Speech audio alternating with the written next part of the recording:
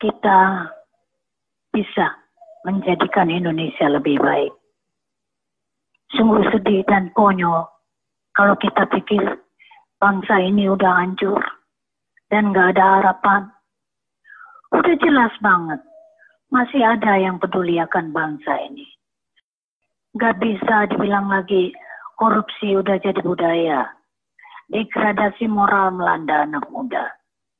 Memandang ke depan, aku melihat Indonesia akan tetap jaya. Aku gak percaya pandemi ini bisa menghancurkan ekonomi kita. Banyak yang percaya moral, integritas, keadilan jauh lebih penting dari posisi hidup senang, duit banyak. Itu bukan yang paling penting buatku. Situasi masa pandemi seperti ini susah, tapi bisa aku percaya Indonesia maju.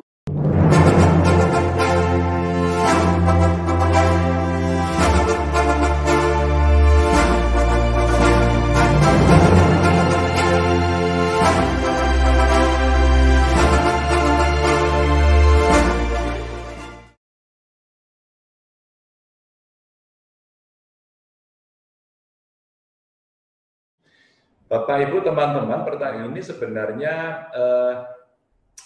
keresahan dari kelompok. Kenapa saya katakan keresahan?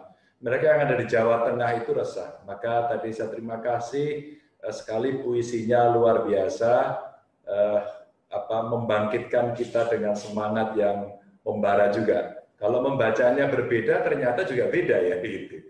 Maka view itu juga dipandang. Mas Bambang punya pandangan yang berbeda terhadap birokrasi. Saya bukan birokrat, saya politisi. Ketika kemudian dikasih amanah, ternyata saya seperti Anda dan seperti orang lain.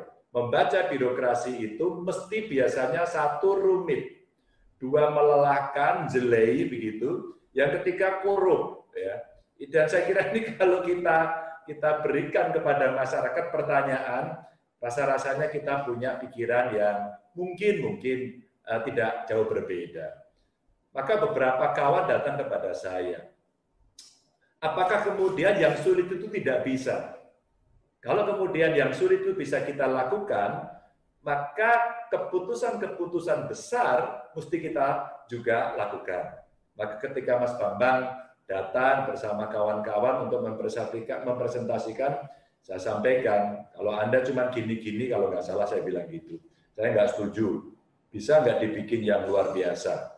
Saya sudah melihat beberapa semacam resta ini di banyak negara, dan kemudian dibangun tidak hanya sekedar itu tempat orang mampir istirahat, tapi itu menjadi destinasi wisata. Mas Bambang, saya sudah kepingin sekali untuk mampir, tapi sampai hari ini belum terlaksana. Maka pada saat itu saya hanya punya pikiran, ide-ide besar dari masyarakat mesti mendapatkan ruang, mesti mendapatkan tempat. Dan kemudian terobosan yang mesti kita lakukan adalah hal-hal yang biasanya mempersulit, coba kita balik. Kalau itu kemudian dibuat yang lebih mudah, apakah kemudian hasilnya ini yang diharapkan, ini yang disepakati, ini yang diimpikan oleh masyarakat. Dan rasa-rasanya, iya, rasa-rasanya. Cerita Mas Bambang ini saya ulang, pada tanggal 15 Agustus lalu, pemerintah Provinsi Jawa Tengah juga lagi ulang tahun ke-70. Apa kemudian kado yang bisa kita berikan?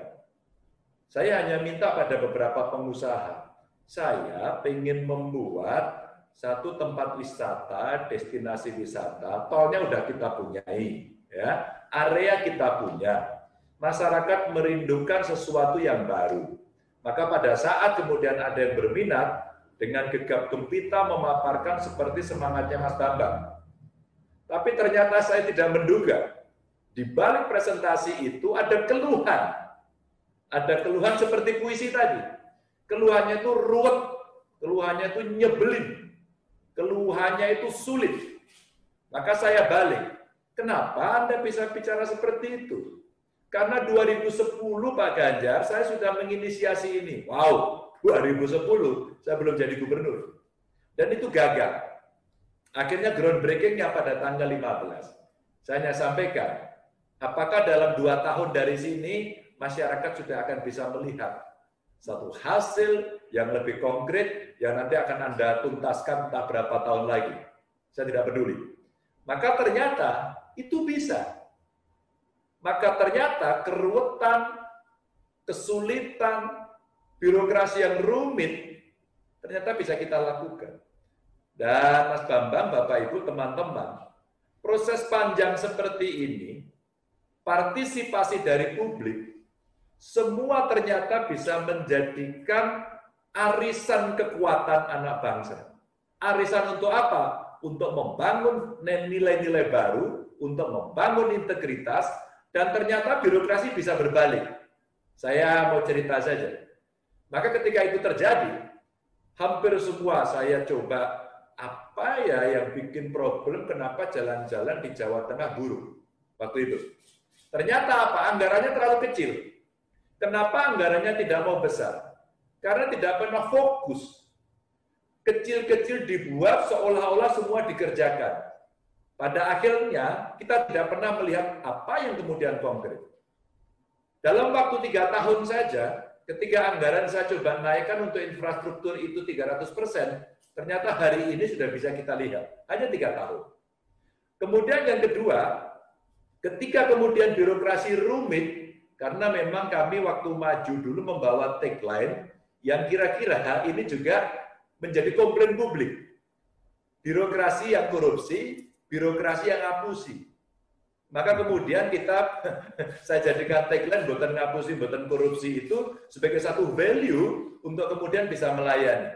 Maka beberapa kawan saya harus bilang, maaf bro, karena Anda korupsi, Anda silakan mengundurkan diri hari ini. Kalau Anda tidak mau, saya pecat tidak dengan hormat. Saya masih coba baik hati. Dan ternyata satu persatu orang mulai gerundung, satu persatu orang yang biasanya perilakunya koruptif, maka satu persatu mulai minggir. Dan kemudian yang pengen baik merasa mendapatkan tempat. Yang punya mimpi perubahan sebagai seorang birokrat, ternyata mereka mendapatkan tempat. Dan akhirnya, orang-orang berintegritas itu muncul. Dari yang sifatnya fisik, dari sifatnya pertumbuhan, dari sifatnya kebahagiaan di masyarakat, ada satu capaian yang kemudian kami merasa senang. Merasa bahagia, buat hati saya sebagai pemimpin maknyes begitu rasanya, ketika seluruh survei mengatakan, wah pertumbuhan bagus, perencanaannya bagus, layanan publiknya bagus, buat saya biasa. Infrastruktur bagus biasa.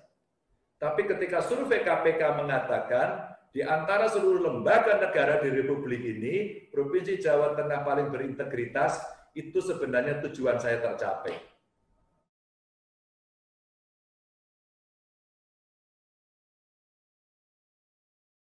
Pertanyaannya adalah, apa sih yang diinginkan rakyat? Mereka menginginkan perubahan besar dari satu kekolotan birokrasi yang selama ini nyebelin. Kira-kira begitu aja. Apa sih yang dibawa dari semuanya ini? Simple aja buat saya. Apa yang mesti kita bawa? Ingat ya, kita ini lahir yang lebih dahulu dari kita itu udah berdarah-darah. Yang diberikan tidak hanya nyawa, harta, dan orang-orang tercinta itu ditinggalkan. Dan yang terakhir ini meninggalkan orang tercinta itu kan sesuatu yang kita tidak bisa membayangkan karena hubungannya sangat personal.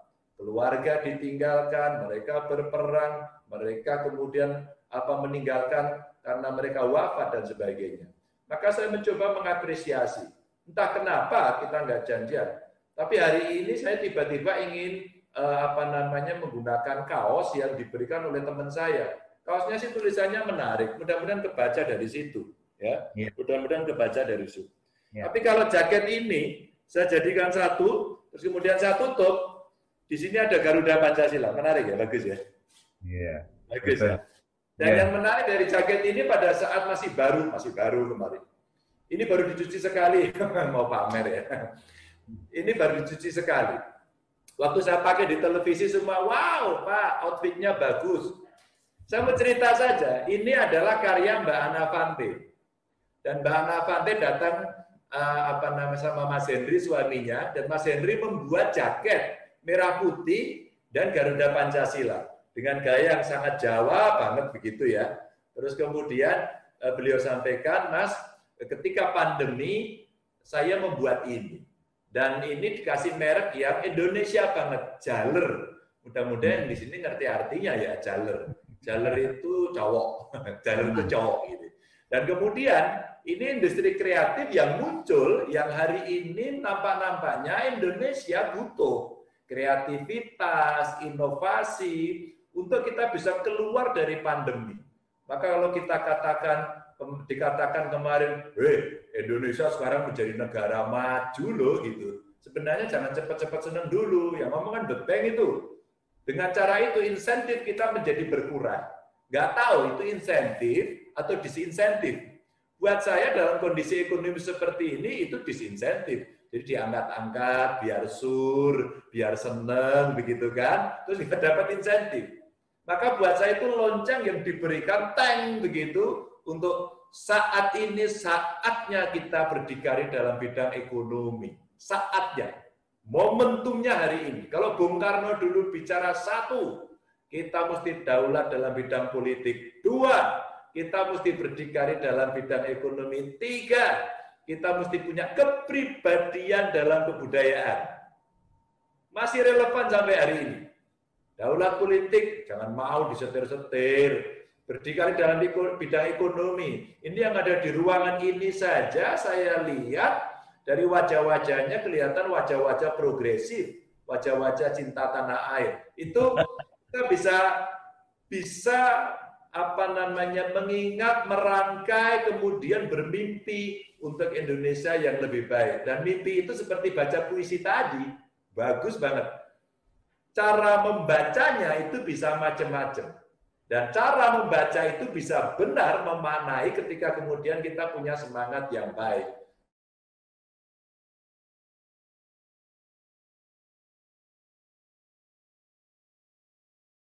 Pada saat suatu ketika saya melantik para kepala sekolah.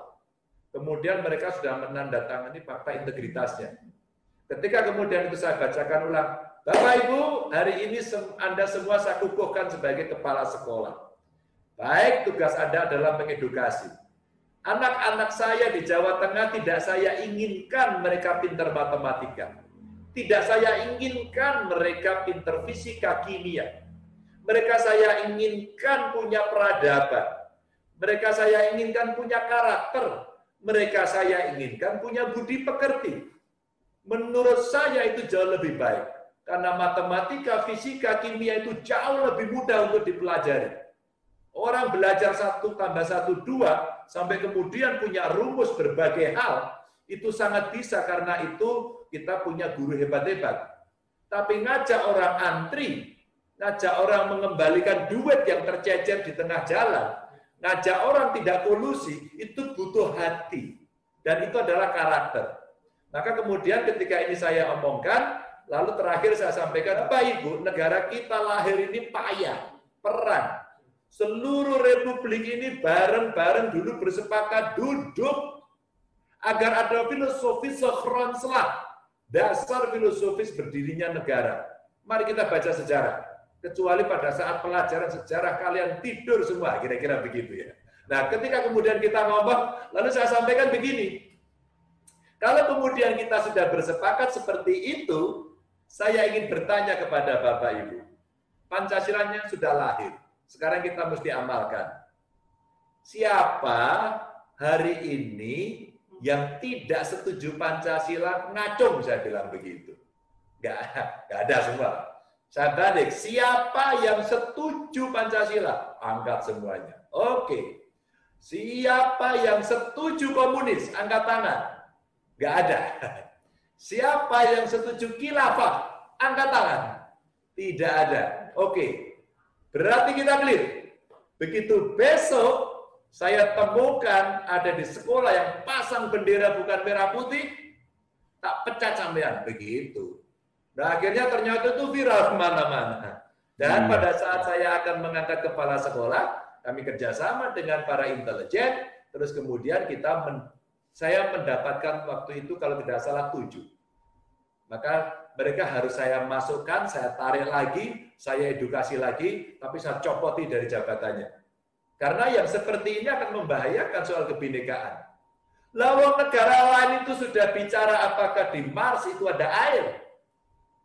Bagaimana kemudian energi fosil kita geser lagi menjadi energi yang lebih ramah. Bagaimana kemudian kebutuhan manusia bisa kita penuhi dengan lebih baik. Bagaimana kita meningkatkan indeks kebahagiaan. Lah kok sekarang kita masih urusan apa agamamu, apa sukumu, ya kan? Terus kemudian kita cekcok di situ sampai bunuh-bunuhan. Kita mundur ke belakang. Makanya inilah yang saya seringkali turun karena saya suka sepedaan. Saya masuk ke kos-kos mahasiswa dari berbagai suku agama, saya ajak dialog mereka, karena mereka yang berbagai suku agama dari manapun yang lagi sekolah di Jawa Tengah, mereka itu saya anggap sudah otomatis anak saya, nggak usah diomongin. Otomatis adalah anak-anak saya. Itu anak-anak bangsa. Yang mungkin orang tuanya nggak bisa kirimin lagi karena pandemi. Yang mungkin mereka nggak bisa pulang lagi karena regulasi dan nggak punya duit. Dan itulah yang kemudian saya mencoba untuk menebarkan kepada mereka bahwa nilai ini menjadi penting. Anda lihat Suriah, Anda lihat itu Suriah, Anda lihat Irak itu, Anda lihat Afghanistan itu. Apa yang mau saya ceritakan di sana, bahwa kita pun bisa mengalami hal senada kalau itu tidak ada di hati dan pikiran kita. Kalau paradigma kita kemudian dicekokin, diprovok dengan nilai-nilai yang kemudian bisa menghancurkan kekuatan kita sendiri. Makanya dari awal kita punya Bhinneka Tunggal Ika. Kita nggak sama. Jangan disamakan. Yang berbeda itulah yang sebenarnya kekuatan yang hebat. Pelangi tidak pernah indah kalau merah semuanya. Pelangi selalu indah kalau kemudian warna-warninya banyak, kan begitu.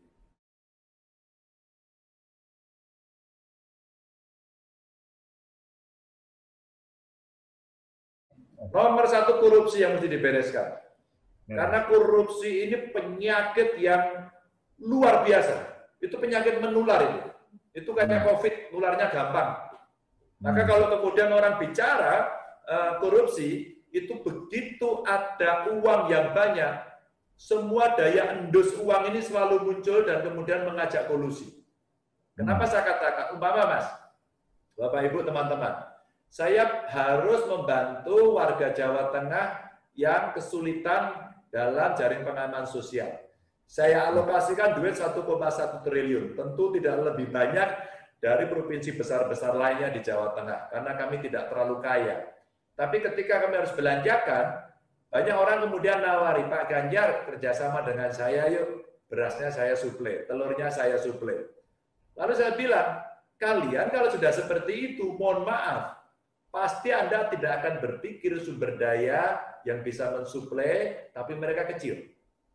Mohon maaf, tanpa mengurangi rasa hormat, saya tidak bisa menerima tawaran Anda.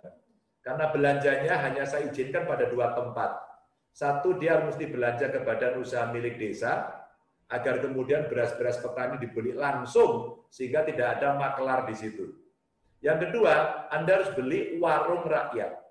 Maka warung rakyat di Jawa Tengah ada satu perusahaan besar yang membantu mengedukasi agar mereka punya jejaring.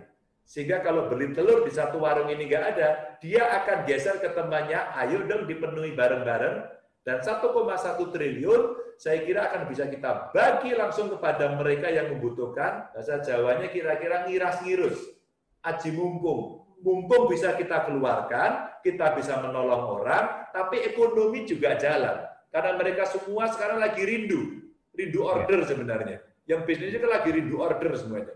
Jadi kemudian kita dorongkan korupsi Mas nomor 1 yang sekarang mesti kita berantas.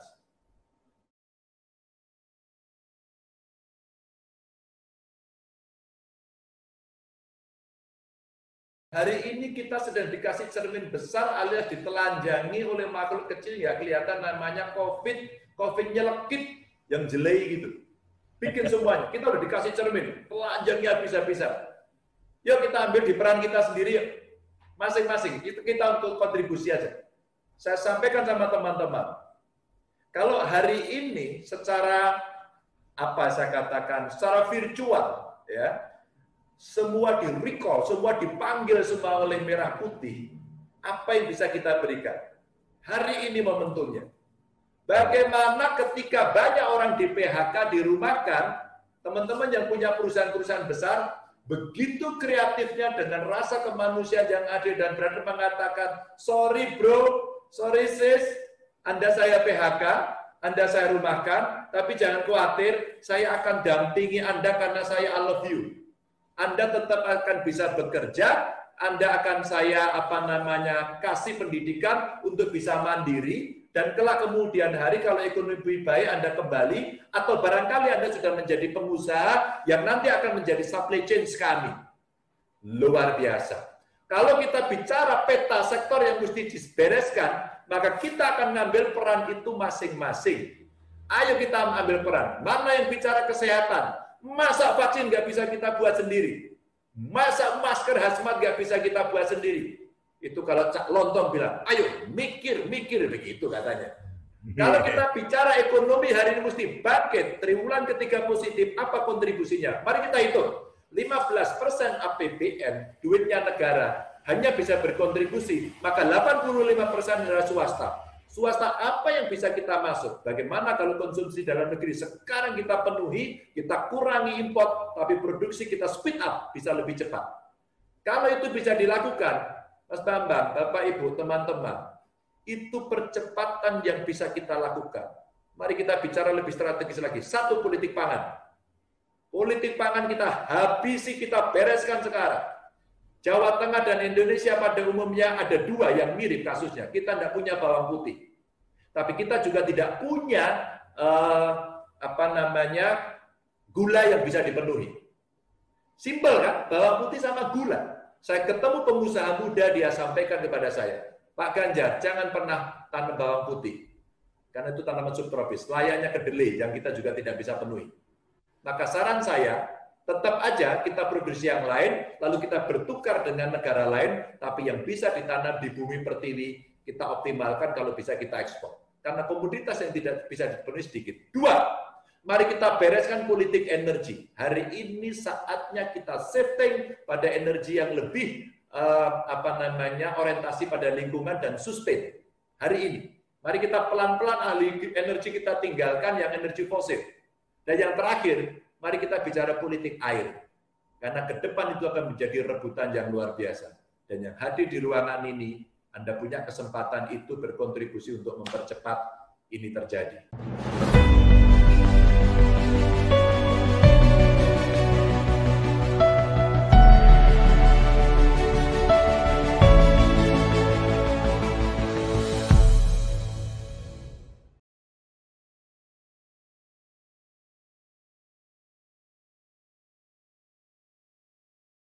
Pertama gini nih, saya pengen say hello dulu kepada semua teman-teman di Kingdom Business Community. Thank you so much udah ngundang saya, it's an honor. Apalagi ngundangnya sama Pak Ganjar juga. Dan habis itu, ini saya benar-benar deg-degan banget sih ngomong setelah Pak Ganjar.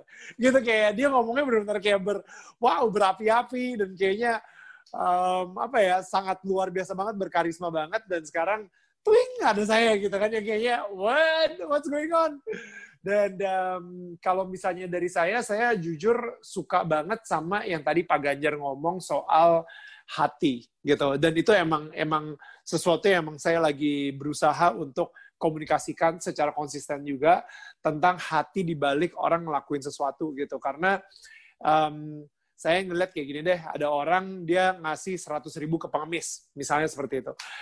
Orang pertama dia ngasih 100.000 ke pengemisnya, ngasih lihat gitu, oh lihat nih, gue punya 100.000, gue kasih nih ke pengemisnya gitu kan.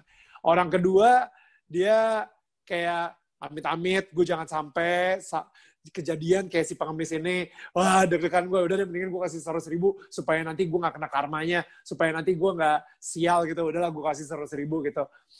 Orang ketiga, dia ngerasa ada sebuah belas kasihan, rasa kemanusiaannya itu benar-benar kayak tinggi banget, sehingga akhirnya dia benar-benar kayak duduk di sebelah itu, diajak ngobrol pengemisnya, dia nanya, kamu kenapa bisa sampai seperti ini, dan lain-lain. Dia peduli lah sama si pengemis, dan akhirnya di mana orang lagi nggak ngeliat, dia selipin 100.000 itu ke kantong si pengemis untuk dia beli makan atau apapun. Nah, ketiga aksi yang dilakukan oleh ketiga orang tersebut, aksinya itu sama, memberikan 100.000 ke pengemis. Tapi hati di belakang itu beda semua. Yang pertama, hatinya sangat manipulatif. Yang kedua, hatinya itu sangat berdasarkan ketakutan. Dan yang ketiga, hatinya itu karena keikhlasan. Dan yang tadi Pak Ganjar bilang soal kita nggak akan pernah, belajar matematika gampang, ngajarin fisika gampang, dan lain-lain. Tapi kita nggak akan pernah bisa mengajarkan untuk antri, dan habis itu kalau misalnya ada orang yang uangnya tercecer, kita balikin. Kita akan sulit banget untuk mengajarkan seseorang untuk mempunyai hati yang baik, hati yang tulus, hati yang ikhlas. Dan disitulah gue ngerasa kayak andaikan Indonesia bisa lebih digaungkan soal itunya. Yes, mungkin orang-orang mikirnya itu mulai dari pendidikan. Tapi kalau misalnya gurunya aja nggak punya hati, anak-anaknya pun juga nggak akan punya hati. Gitu. Gurunya aja yang ngajarin itu dengan, tangan dingin misalnya, atau enggak hati yang benar-benar, hatinya pun juga kurang ajar gitu ya, anak-anaknya juga yang ada kurang ajar, karena mereka akan mencontoh gurunya. Jadi gue ngerasa sih, tadi sih soal yang Pak Ganjar bilang, saya lebih sangat peduli banget soal yang tadi itu tuh, soal hati tersebut sih. I think it's really beautiful what he said.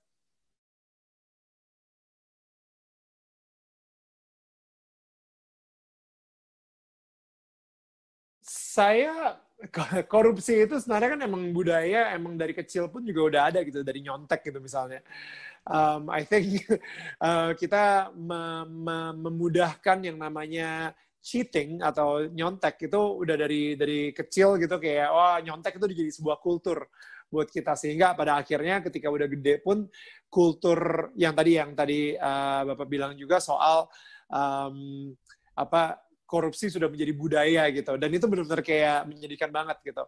Tapi emang banyak banget budaya-budaya di Indonesia yang menurut saya nggak sesuai dengan apa yang saya misalnya contoh gitu ya, kayak anak durhaka itu kan sebenarnya budaya karena dongeng Malin Kundang, tapi akhirnya dijadiin agama gitu, dijadiin sesuatu yang kayak malah jadi hukum malahan gitu kan, jadi kayak jadi nggak jelas gitu. Begitu juga dengan korupsi. Kayaknya korupsi itu, kalau misalnya korupsinya minta damai gara-gara nerobos lampu merah, nggak apa-apa lah.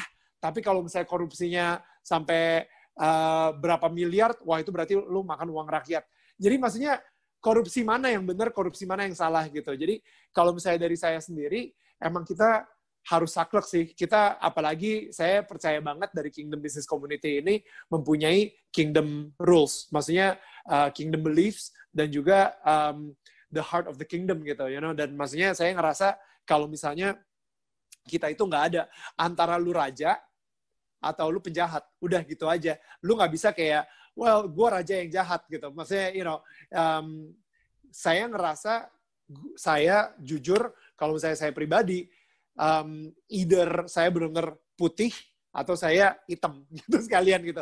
Jangan sampai hidup saya itu abu-abu gitu. Saya berusaha banget lah kayak gitu ya.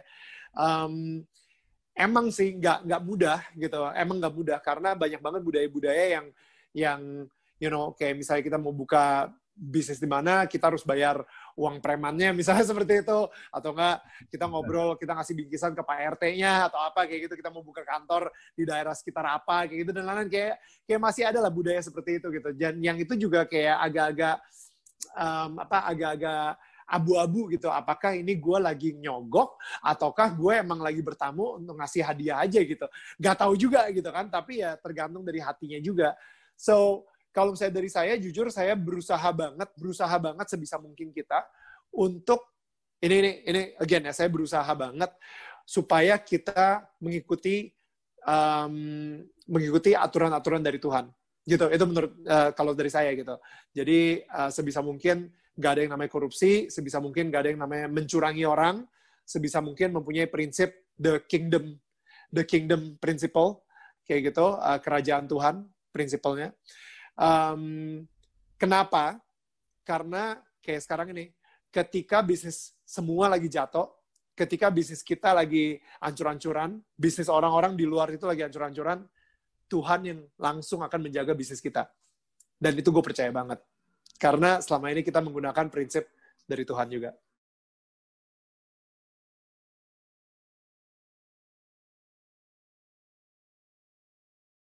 Saya ngerasa ada satu term yang saya suka banget, namanya globalization.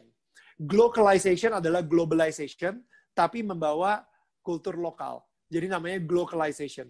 Jadi kebanyakan anak muda, kebanyakan milenial, sama seperti saya gitu ya, mikirnya kita pengen membanggakan lokal konten kita di panggung dunia.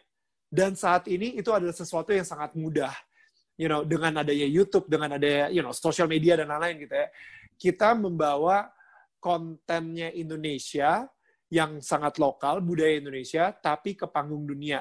Kita lihat aja kemarin ada satu lagu Lati, itu dari Weird Genius.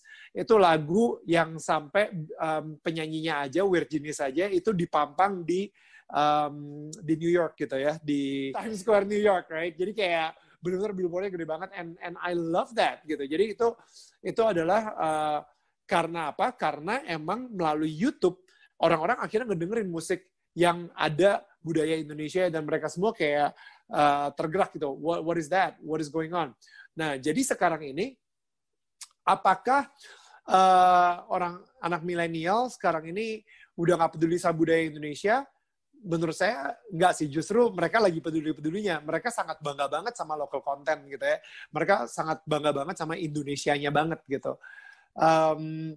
Caranya mungkin emang udah nggak seperti dulu tahun 70, 80, atau 90. Caranya udah sangat beda gitu. And I think sayangnya banyak generasi yang sebelumnya ngelihat caranya kita anak-anak milenial untuk membanggakan Indonesia berbeda dengan cara mereka, dibilang udah nggak patriotis atau nasionalis lagi.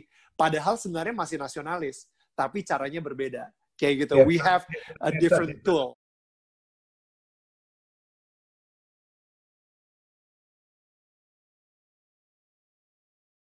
Saat itu saya lagi sekolah di Australia dan di Perth, dan ketika saya sekolah di luar itu benar-benar kayak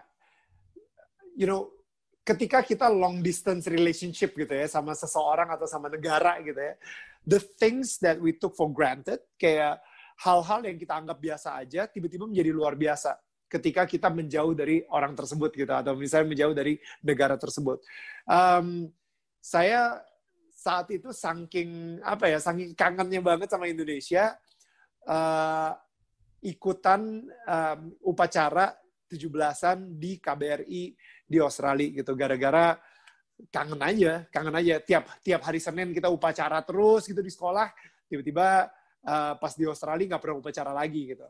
Nah, ada sebuah rasa yang membuat saya merinding banget saat itu ketika saya nyanyi lagu Indonesia Raya bersama dengan orang-orang Indonesia lainnya di negara orang. Kayaknya sesuatu yang berbeda aja gitu daripada nyanyi Indonesia Raya di Indonesia gitu kan, lagi upacara gitu. So dari situ sih kayaknya titik baliknya. Itu I think that's like the smallest moment, awal pertama kalinya banget di mana saya nggak taking Indonesia for granted lagi. Ketika saya balik Indonesia, saya udah jadi artis, public figure, MTV VJ, abis itu host Indonesian Idol. Karena sebagai seorang public figure, saya ngerasa I need to give inspiration. Tapi inspirasi apa? Dan muncullah ide si Damn I Love Indonesia ini gitu.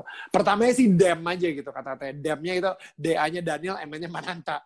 Tapi ketika saat itu saya juga lagi resah gitu ya, gara-gara tahun 2008 batik sempat diklaim sama Malaysia, dan saya ngerasa anak-anak mudanya justru yang kayak mulai marah-marah aja. Mereka marah-marah tanpa mengetahui apa bedanya antara batik Malaysia sama batik Indonesia. Disitulah saya ngerasa, why don't we make satu brand yang mungkin gayanya streetwear, tapi kita mengajarkan sedikit, esensi dari budaya Indonesia itu sendiri gitu. Tapi gaya streetwear banget gitu. Dan muncullah situ, dan sampai sekarang ini gitu. Thank God, udah 12 tahun umurnya gitu kan. Gila, udah tua loh.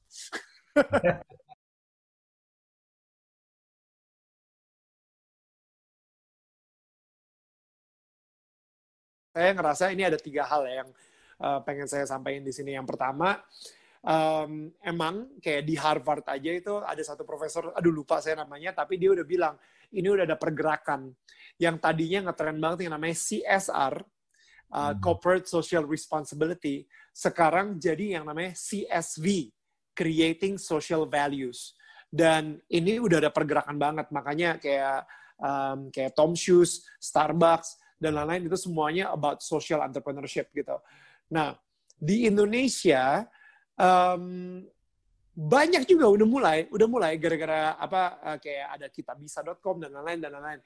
Cuman sayangnya gak tau kenapa ya cara komunikasinya itu ketahuan agenda di balik itu sebenarnya tetap buat profit, bukan untuk nolongin orang. You know, like yang tadi saya bilang tuh, hatinya tetap kelihatan gitu. Kalau hatinya itu ada agendanya di balik itu gitu.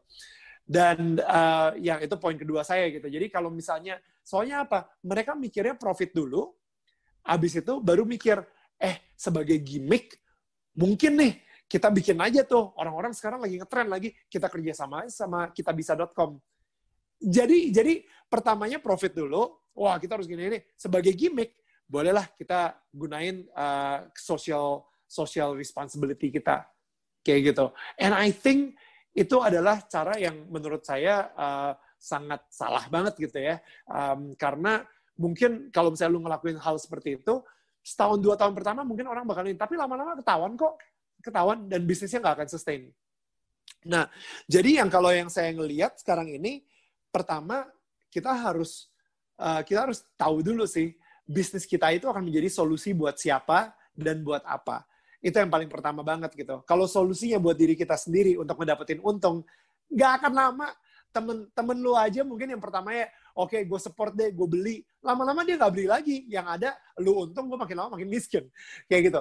Tapi kalau misalnya lu mempunyai sebuah misi yang sangat kuat, ya, untuk membuat sebuah impact di sekitar lo, kayak gitu ya, di sekitar kita gitu ya, gue yakin banget karena misinya kuat, dia akan terus support.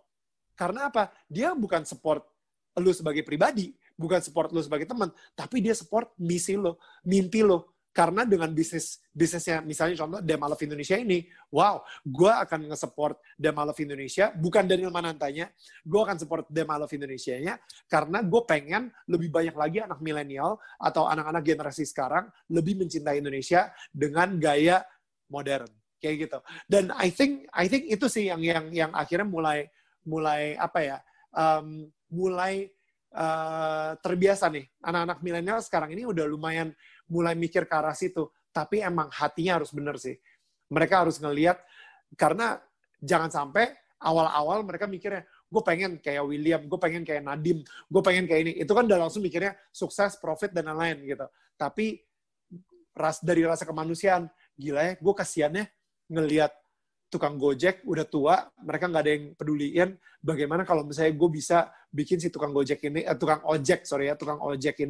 lebih apa ya, bisa lebih banyak dapat pendapatan, tapi melalui sebuah aplikasi. Misalnya seperti itu. I don't know, like make your business a solution that will create an impact. Kayak gitu sih.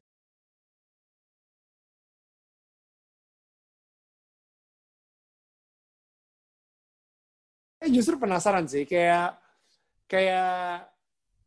kadang-kadang ya, kita sebagai anak gitu ya udah takut duluan gitu. Kayak udah punya sebuah perasaan bahwa ide kita itu bakal dibunuh gitu kan.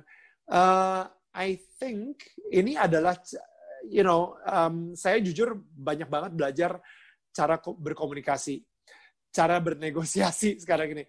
Jadi akhir-akhir ini saya sebenarnya, kalau misalnya dulu gitu ya, saya lagi berusaha, kalau misalnya saya pengen mendapat persetujuan orang tua, saya pengen idenya itu datang dari mereka. Mereka yang ngucapin, saya di sini cuma ngarahin gitu. Jadi sebenarnya saya udah tahu pengennya seperti apa. Saya pengen bikin clothing line lagi gitu ya.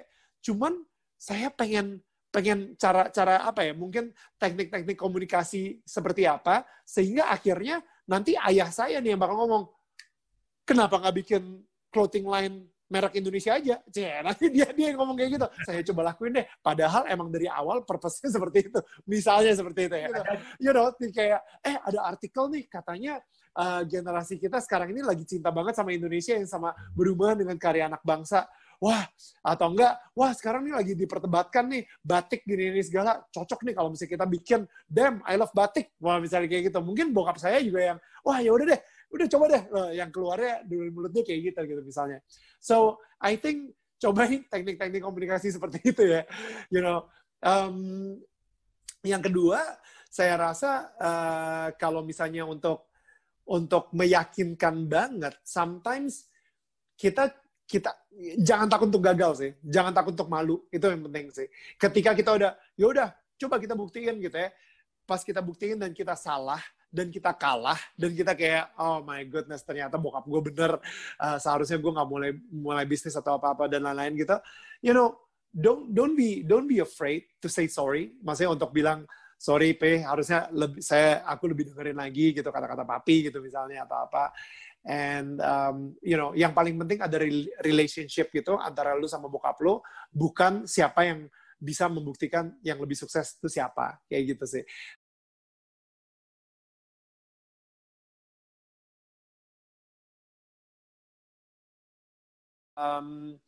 Saya selalu suka nanya ke diri saya sendiri sih ini ya. Mungkin ini bisa jadi bahan untuk refleksi kalian juga gitu ya yang lagi nonton. Banyak banget pahlawan-pahlawan yang meninggalkan anak istrinya untuk berperang demi kemerdekaan kita. Banyak banget pahlawan-pahlawan yang sampai meninggal, sampai titik tetes darah terakhir untuk memperjuangkan kemerdekaan buat generasi berikutnya, yaitu kita. Kalau misalnya pahlawan itu punya mesin waktu, dan dia ngelihat kita sekarang ini, apakah dia masih mau memperjuangkan kemerdekaan tersebut? Saya selalu nanya hal seperti itu.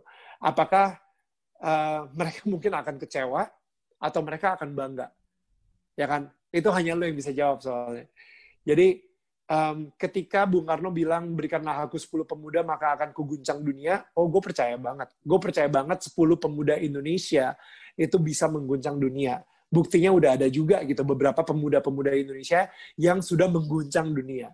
Jadi sekarang ini, seperti tadi yang Pak Ganjar bilang, yuk kita lakuin aja sekarang ini adalah saat yang tepat banget.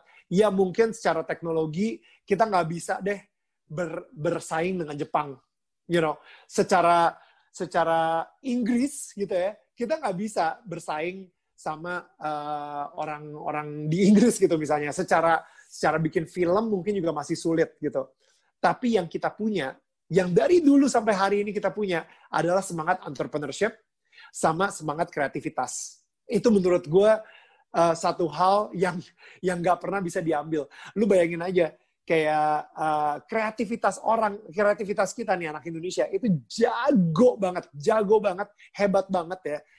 Kalau misalnya lu nggak percaya, lu pergi aja, maksudnya ke Glodok gitu misalnya, yo, itu mereka kreatif banget, man, to make money. You know, like it's just amazing gitu, how they can make money out of nothing gitu ya. Which is that means like orang Indonesia itu sangat kreatif banget. Ketika lu lagi lari di CFD, tiba-tiba mereka buka lapak aja gitu, jualan sepatu atau apa, untuk you know, ketika kita lagi kemanapun lah, tiba-tiba there are people yang bisa make money out of nothing. Jadi kreativitas kita sebagai Indonesia itu udah mendarah daging. Kreatif untuk berdagang itu mendarah daging banget. Now, sekarang ini satu dunia lagi kena pandemi. Banyak orang-orang yang benar-benar jago, kalibernya itu di atas kita banget. Luar biasa banget, hebat banget. Itu mereka lagi jobless. Dan mereka menawarkan diri mereka di internet untuk ngelakuin apa aja.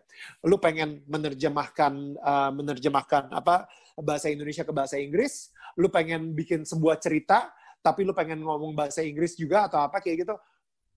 Ada semua di internet. Lu butuh model, lu butuh programmer, lu butuh graphic designer, semuanya di internet saat ini ada. Karena mereka lagi jobless, dan mereka butuh kerjaan, dan mereka jual dengan harga murah. Lu bisa ke freelance.net, lu bisa ke Behance, lu bisa ke apalah, semualah. model freelance ada, aktor freelance ada, dubber atau voice over yang bahasa Inggris ada, voice actor bahasa Inggris juga ada. Semuanya lu bisa bikin game dari nol, dari kreativitas lu sendiri dengan kualitas standar internasional melalui website-website yang barusan gue ngomongin gitu. Yo, sekarang ini dengan kreativitas kita, yuk kita utilisasikan orang-orang di dunia untuk mengembangkan budaya atau kultur Indonesia.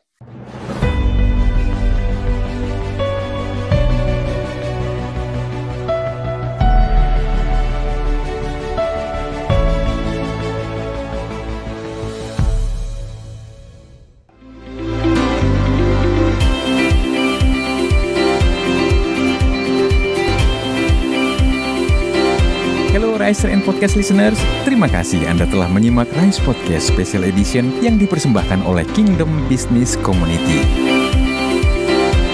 Harapan kami setiap episode Rise Podcast dapat menginspirasi Anda untuk terus mengalami transformasi dalam melakukan bisnis dan profesi Anda untuk tujuan yang mulia, membangun bisnis melalui manusia dan membangun manusia melalui bisnis. Kami mengajak setiap Anda dan perusahaan Anda untuk bergabung bersama kami dalam komunitas Kingdom Business Community. Secara bersama, kita bisa bertumbuh, berkembang, dan sukses, serta dapat berkolaborasi dalam gerakan kepedulian kepada sesama untuk Indonesia yang lebih baik. Untuk dapat bergabung, silahkan kunjungi website Kingdom Business Community di www.kbc.or.id. Atau hubungi Sekretariat Nasional KBC di 0817 131 257. Sekali lagi, www.kbc.or.id.